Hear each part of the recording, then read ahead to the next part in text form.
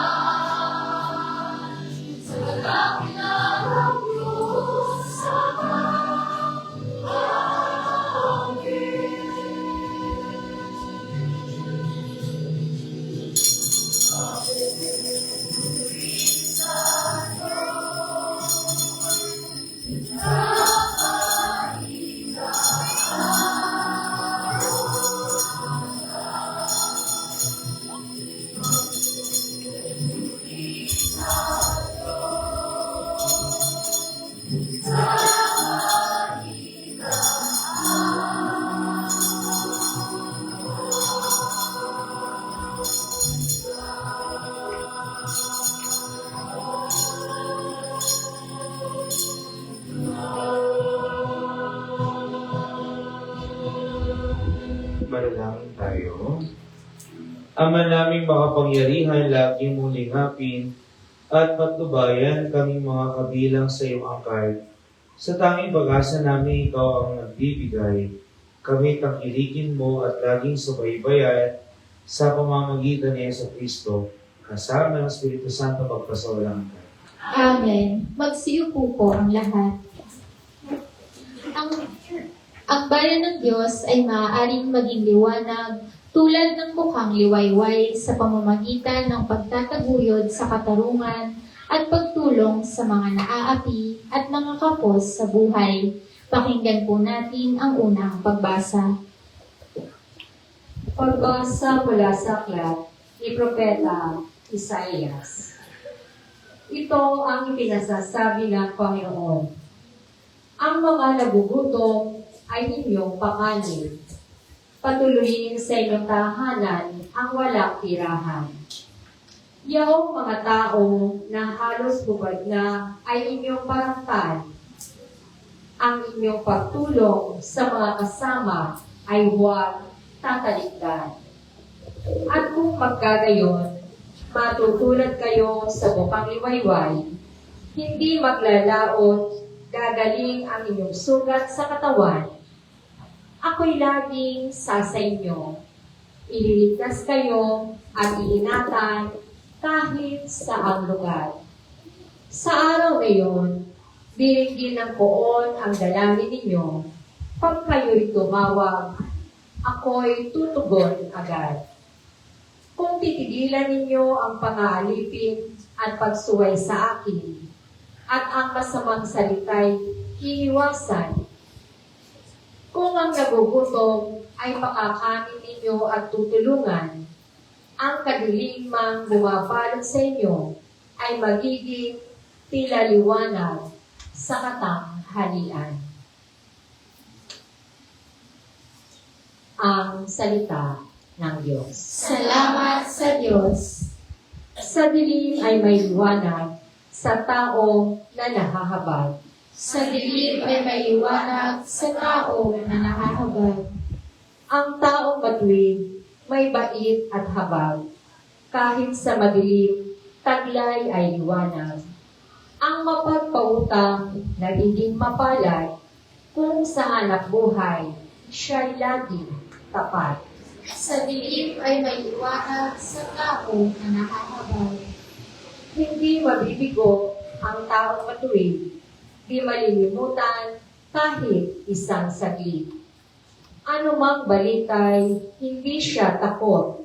Matatag ang puso't may tiwala sa Diyos. Sa dilim ay may liwanag sa tao na nakahabag. Wala siyang takot, hindi nangangamba.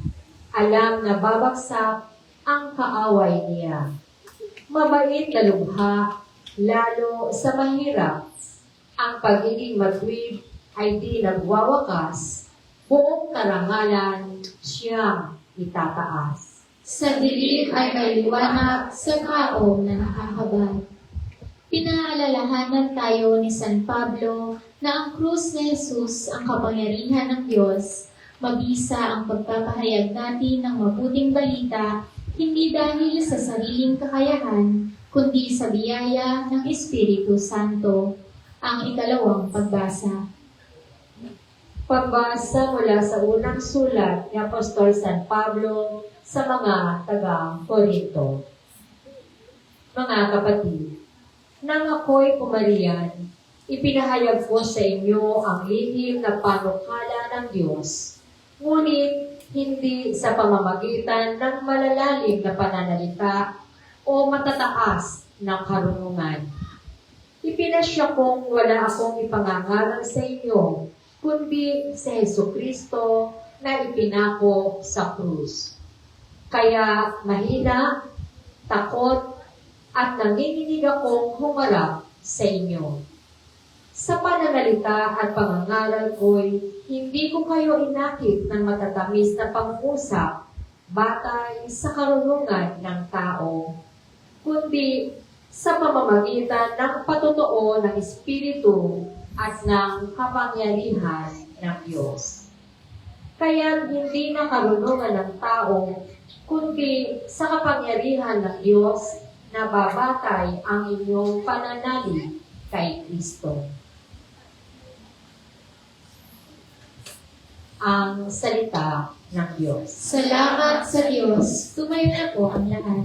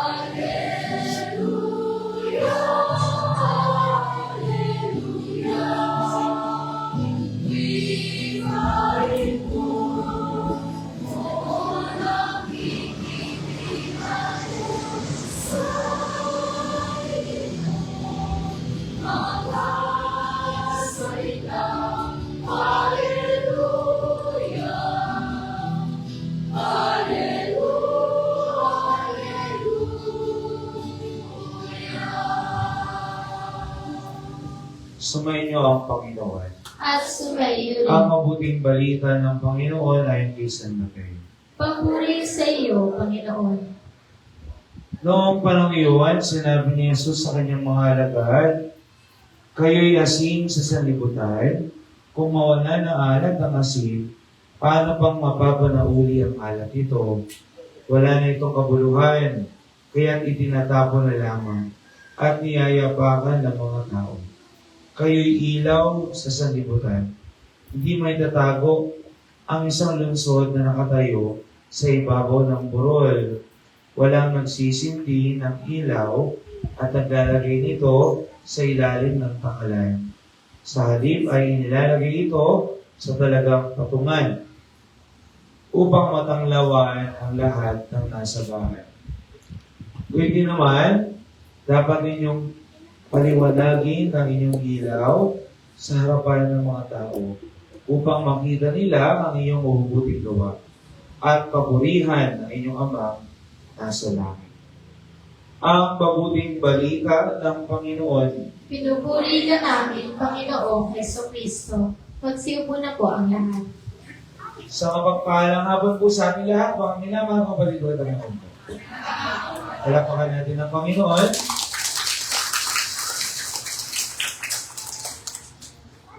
Ngayon pong ikalimang linggo sa karaniwang panahon, sinasabi po sa atin ng Panginoon ang isang katotohanan sa kanyang katuruan. No? Na tayo daw ay asin at ilaw ng sanlibutan. Amen? Mga minamahal kapatid, ang Ebanghelyo po ngayon ay bahagi po ng tinatawag po nating Sermon on the Mount. Ito po ay karugtong ng Ebanghelyo po last week at ito po ay susundan ng Ebanghelyo next week. Bago po matapos muna panandalian ang karaniwang panahon at papasok na tayo sa Kwaresma. Ang bilis, no? Sa February 18, tayo po ay papasok ng Ash Wednesday, hudyat ng simula ng Kwaresma. At ngayon, sa Ebanghelyo, sinasabi nga po natin, Sermon on the Mount, ito po yung sinasabi po natin na central teaching of Jesus. No? Noong unang panahon, sa panahon ng Biblia, kapag pinag-usapan po ang bundok, ibig sabihin po, ito po ay lugar kung saan nagsasalita ang Diyos. Diba kaya nga po, sa bundok, tinanggap ni Moises ang 10 utos. Diba sa bundok, inialay ni Abraham ang kanyang anak. Diba? At marami pang pagkakataon sa Biblia na nagsasalita ang Diyos sa bundok.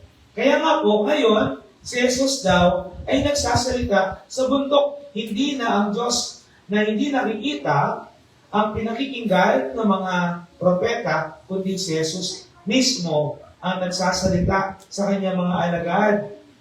At isa pong magandang katuruan ang sinasabi niya sa atin, na tayo daw ay asin at ilaw ng sanlibutan. Ano ba ang asin at ilaw?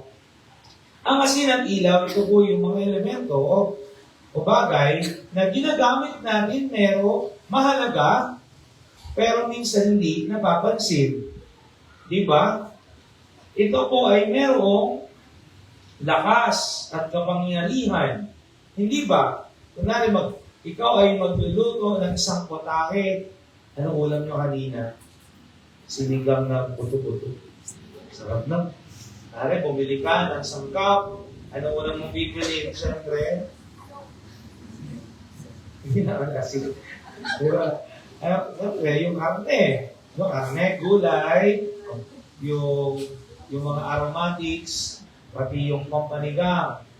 Pero, ang sinigang ay hindi malasa kung ito ay walang asin. Diba? Ganon din ang isda. Kailangan ito na asin. Diba? Mahalaga, maliit man, pero ito ay mahalaga. No? Kahit kukunti ang ilagay mo doon sa potahe, ito ay magkakaroon ng lasa. Ganyan, makapangyarihan ng asin. Kahit maliit, ito ay may lakas. Ito may epekto. Ganun din ang ilaw.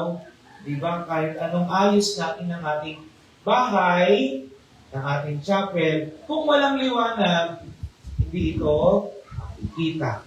Diba? Ito po yung sinasabi sa atin ng Panginoon. Tayo daw ay asin at ilaw. Bakit?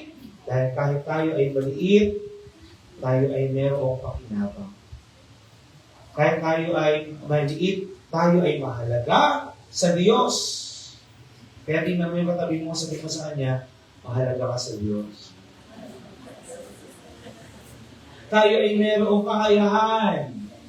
Diba? Upang ipalaganap ang pag-ibig ng Diyos. No?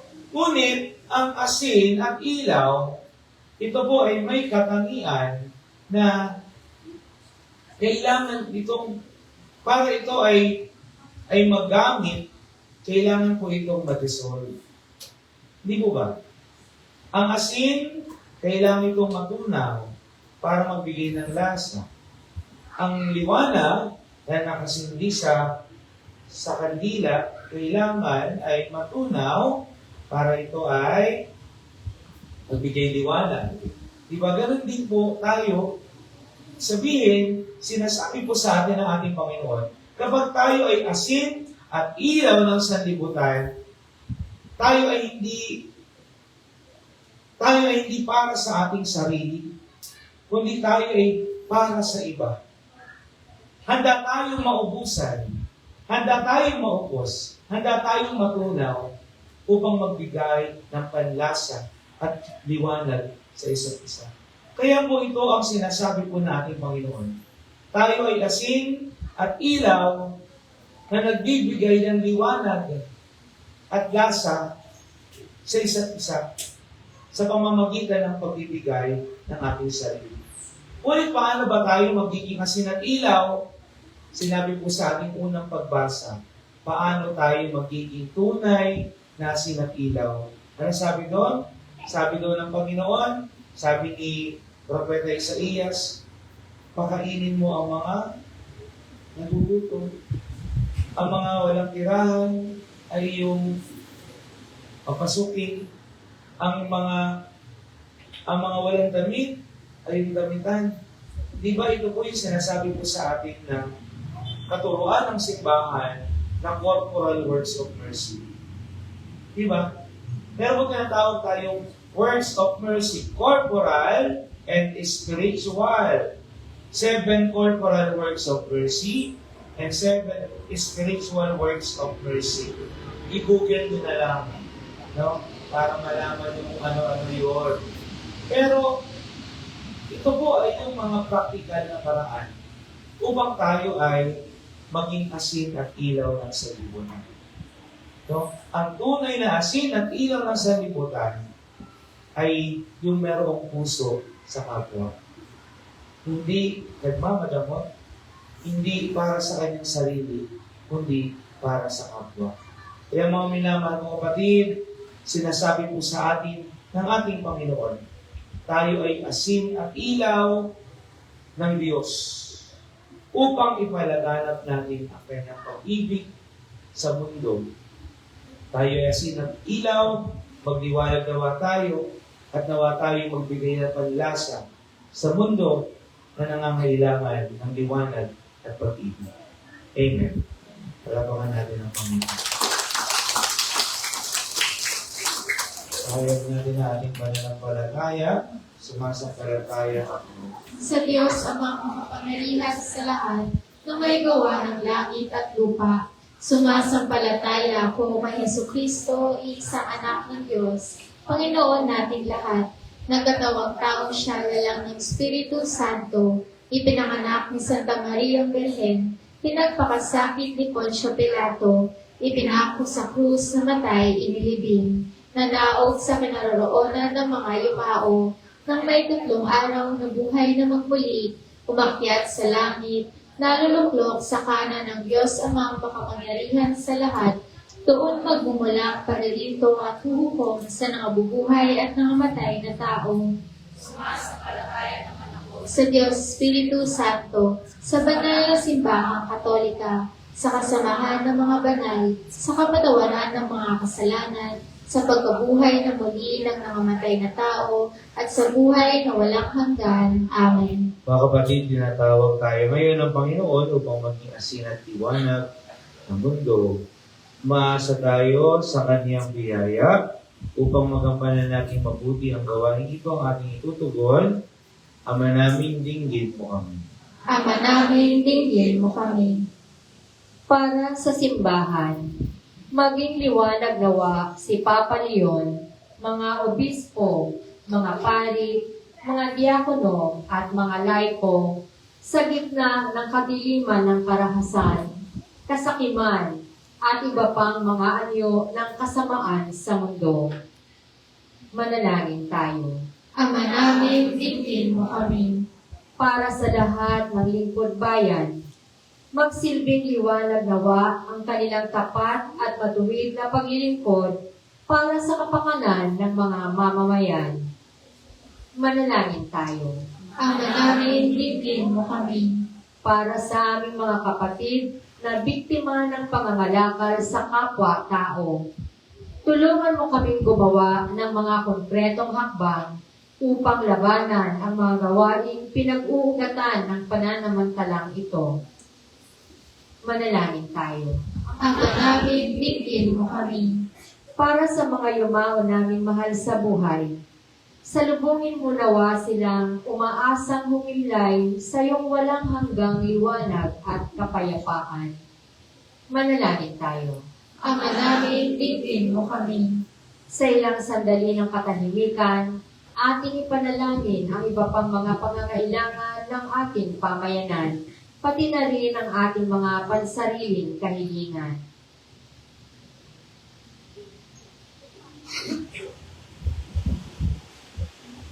Manalangin tayo. Ama namin, dinggin mo kami.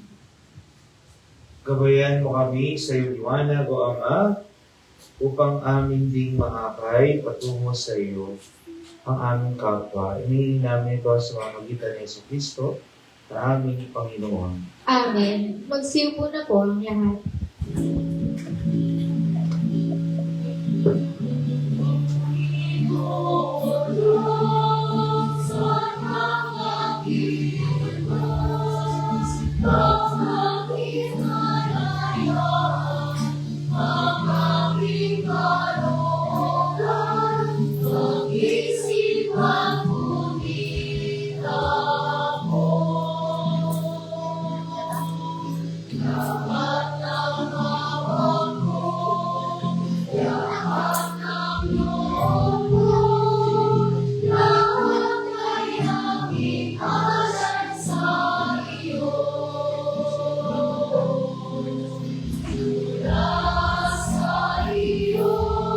lahat ng ito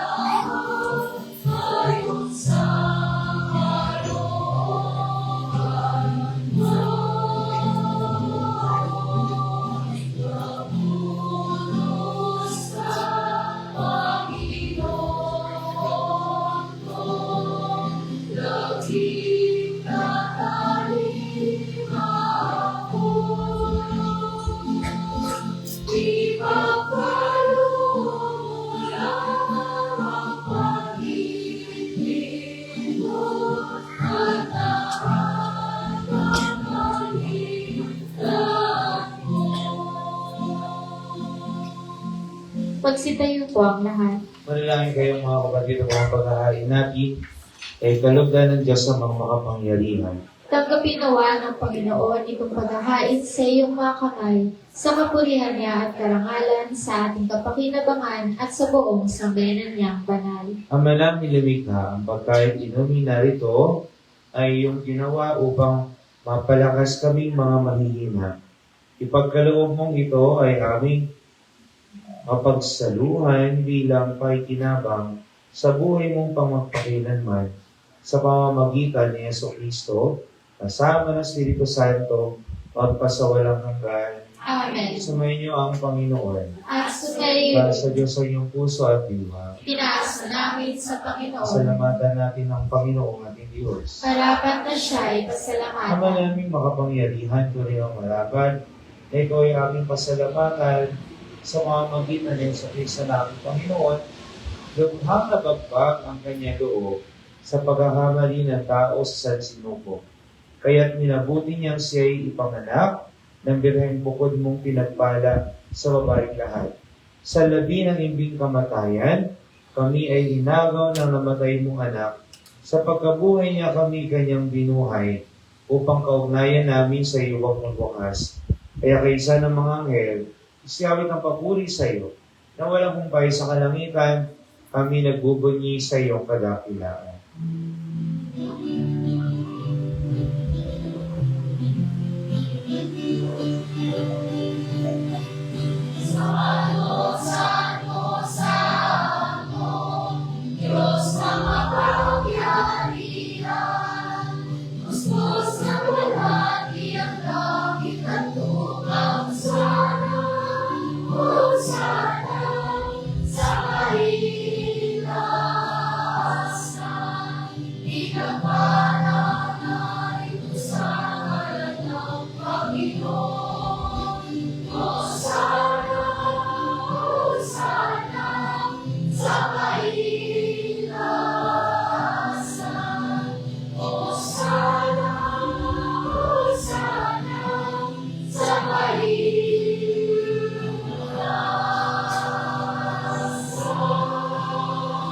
Magsiluhod po ang lahat. Ama naming banal, ikaw ang bukalanta ng kabanalan. Kaya't sa pamamagitan ng iyong Espiritu, gawin mong banal ang mga kaloob na ito upang para sa amin maging katawan at dugo na aming Panginoong Jesucristo. Bago niya pinagtiis ang kusang loob na maging handog, ginawakan niya at hinapay, pinasalamatan kanya, pinaghati-hati niya iyon, iniabot sa kanyang mga alagad at sinabi, tanggapin ninyong lahat ito at kanin, ito ang aking katawan na ihahandog para sa inyo.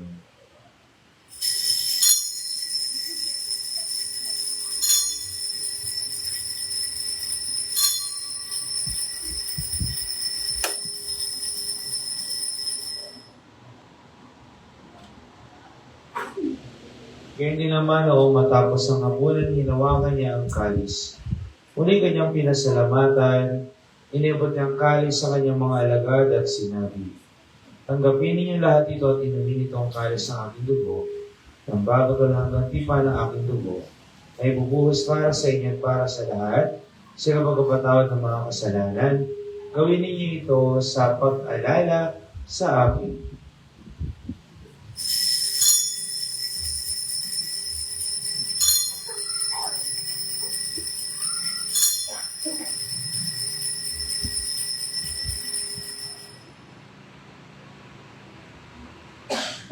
Ipagbigay natin ang misteryo ng pananampalataya.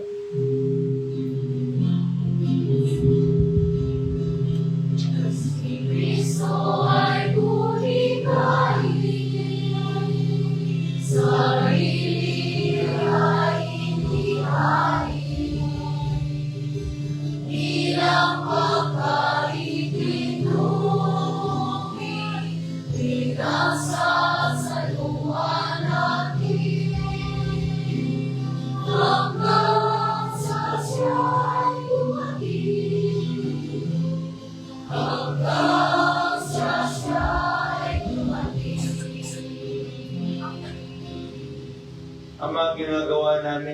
pag-alala sa pagkamatay at muling pagkabuhay na iyong anak. Kaya tiniali namin sa iyong tinapay na nagbibigay buhay at ang kalis sa nakakaloob ng kaligtasan. Kami nagpapasalamat dahil kami ay iyong minarapat at tumayo sa harap mo para maglingkod sa iyo. Sinasamo namin kami magsasalo-salo sa katawan ng dugo ni Kristo ay mabuklod sa pagkakaisa sa pamamagitan ng Espiritu Santo. Amaling hapin mo yung simbahang naghanap sa buong daigdig. Puspusin mo kami sa pag-ibig. Kaysa ni Leon na aming Papa, ni Milo Hubert na aming Obispo at ng Kaparihan. Alalahanin mo rin mga kapatid namin na hinlay, na may pag-asang sila'y muling mabubuhay, gayon din ang lahat ng mga pumanaw, kaawaan na sila. At patuloyin sa iyong kaliwanagan, kaawaan mo at paging dapatin kami lahat, na makasalo sa iyong buhay na walang wakas, kaysa na mahal na Birheng Maria, na ina ng Diyos, ang Immaculada Conception ng Pasig, isa na siyang kanyang kabiyak ng puso. Kaysa ng mga apostol, isa ng Andres na aming patron at Tintakasi, at lahat ng mga banal na namuhay dito sa daigdig ng kalugod-lugod sa iyo. May pagdiwang nawa namin ang pagpupuri sa ikararangal mo sa pamamagitan ng iyong anak na aming Panginoong Yeso Kristo.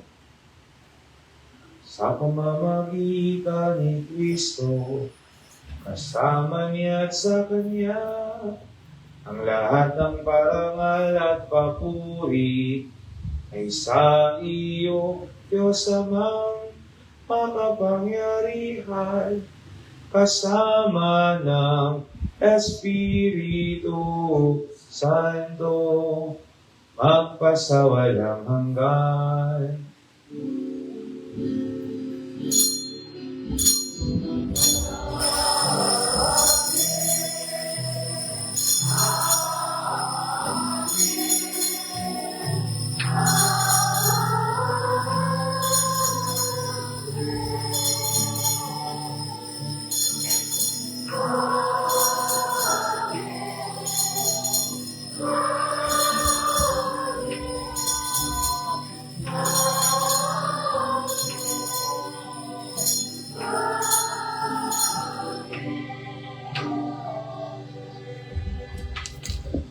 Sa tagubilin ng mga nakagagaling na utos sa turo ni Jesus na Panginoon natin at Diyos, ipahayag natin ang lakas loob.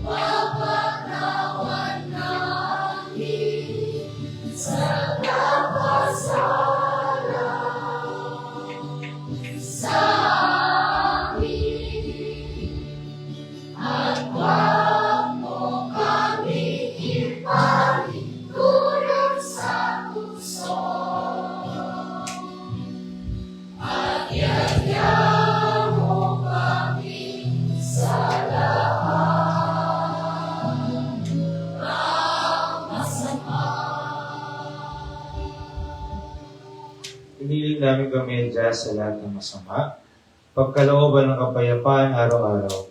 Iligtas sa kasalanan, tilayo sa lahat ng kapahamakan, samantalang aming pinananabikan ng dakilang araw ng pagkapahayag ng tagapagligtas namin si Yeso Kristo.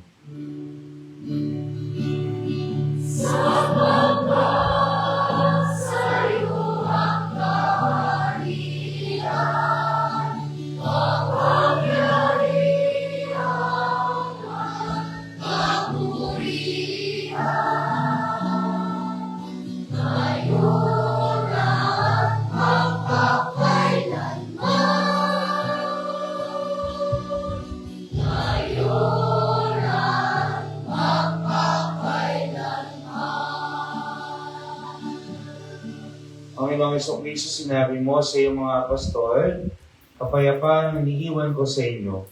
Ang aking kapayapaan ang ibinibigay ko sa inyo, tunghayan mo ang aming pananampalataya at huwag ang aming mga pagkakasala. Pagkalooban mo kami ng kapayapaan at pagkakaisa.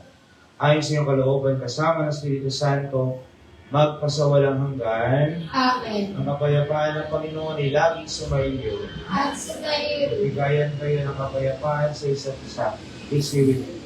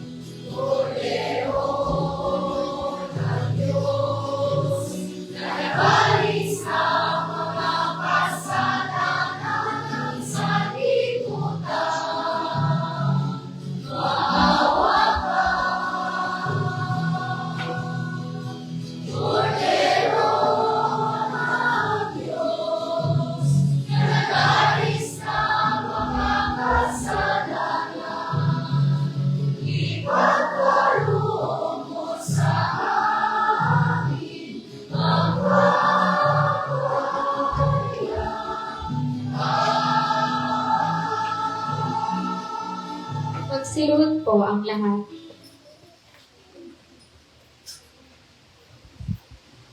Mga kapatid, si Jesus ang order ng Diyos. Siya nag-aalis ng mga kasalanan sa libutan. Mapala tayong inaanyayahan sa kanyang piling. Panginoon, hindi ako karapat-dapat na magpatuloy sa iyo, ngunit sa isang salita mo lamang ay gagaling na ako.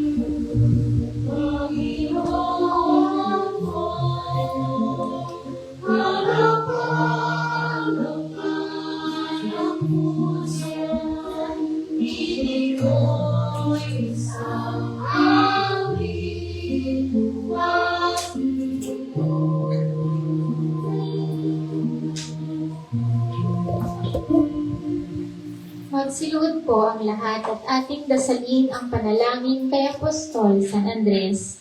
Kumalwalhating Apostol San Andres, ikaw ang unang nakakilala at sumunod kay Kristo, ang Kordero ng Diyos, kasama si San Juan, matapat mong sinamahan si Jesus sa kanyang misyon dito sa mundo. Ikaw rin ang naghikayat sa iyong kapatid na si San Pedro upang maging tagasunod ni Jesus. Sa iyong pamamagitan, buong puso dinawa naming masundan si Jesus at ang kanyang mga turo.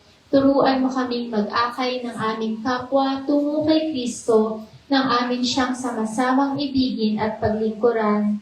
Tulungan mo kaming matutuhan ang kahulugan ng pagpapakasakit ni Kristo sa krus nang malugod dinawa naming pasanin ng aming mga krus sa araw-araw ng walang pag-aalinlangan.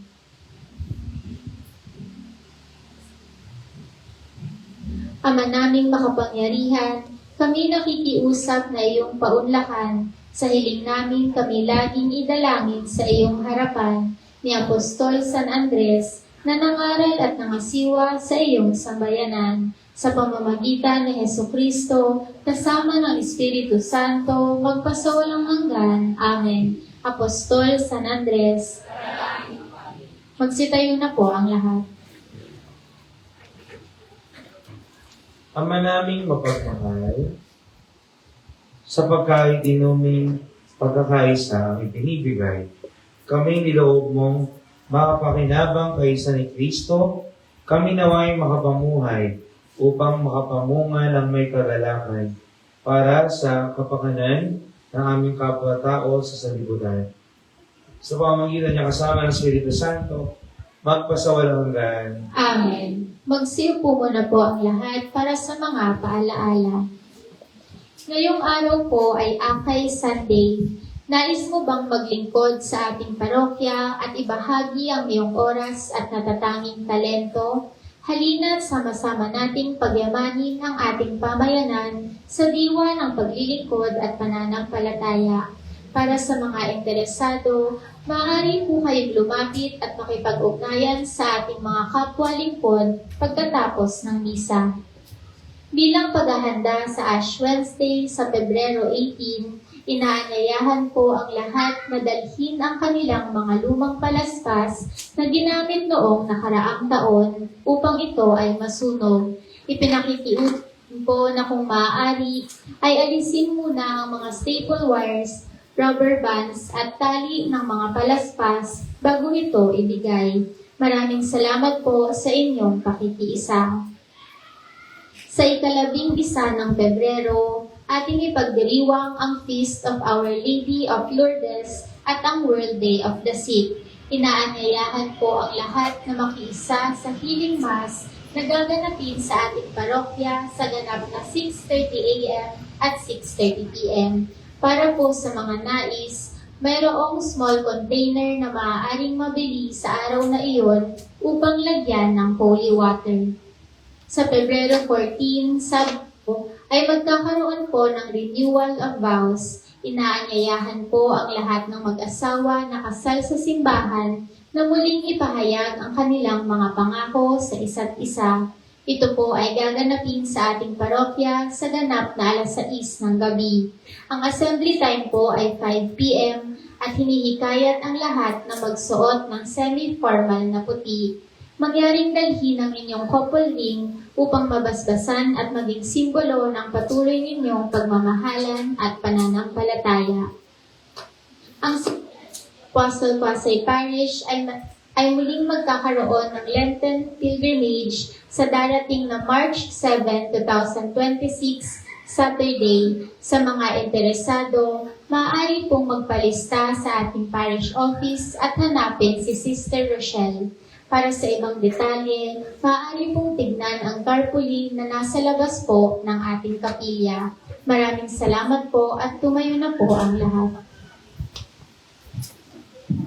Sumayin niyo ang Panginoon. At sumayo rin.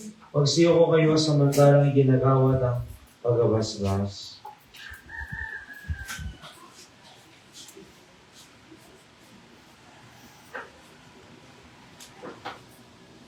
Ang maraming pagpala, ipadamo mong ikaw ang kapiling ng mga bumubuo na iyong bayan.